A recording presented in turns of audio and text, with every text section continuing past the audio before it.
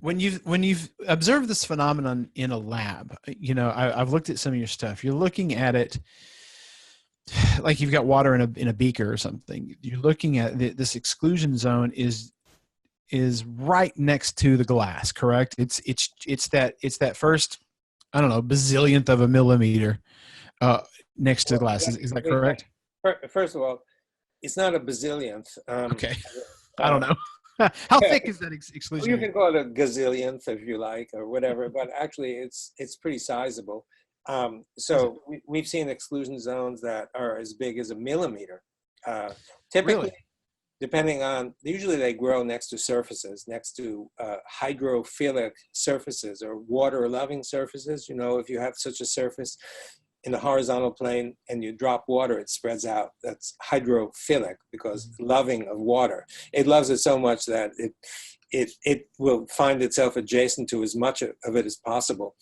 So the water spreads out, but as it spreads out, it builds these layers. And these layers, in our lab, routinely, we can see in a typical experiment more than 1 million of these layers. So it's not a gazillionth at all. It's a very large fraction that can build, that doesn't necessarily build, but we in typical cases that we see in the lab, it's very big, Okay. substantial. So when you're talking about Please go on. Yeah.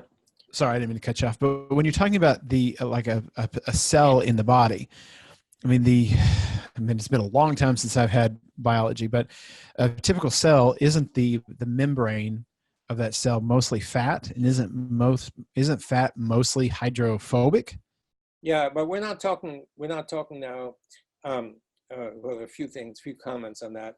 Okay. First of all, the outer surfaces are actually hydrophilic. The hydrophobic is in the middle. The hydrophobic moieties are in the middle of the membrane thickness, but the surfaces are actually hydrophilic. But Okay. I'm not seriously talking about this easy water growing next to the membrane, although it certainly should. I'm talking about the easy water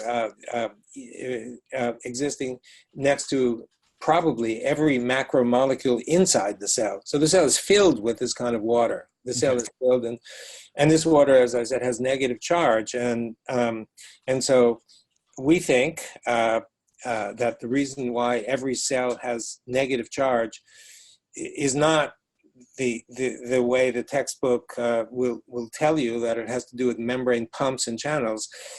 We think there is good reason to suggest that it's just the water, that this easy or fourth phase water that fills the cell, that has negative charge. So if you've got a sac filled with molecules that have negative charge, of course, you stick an electrode in and you're going to measure negative electrical potential.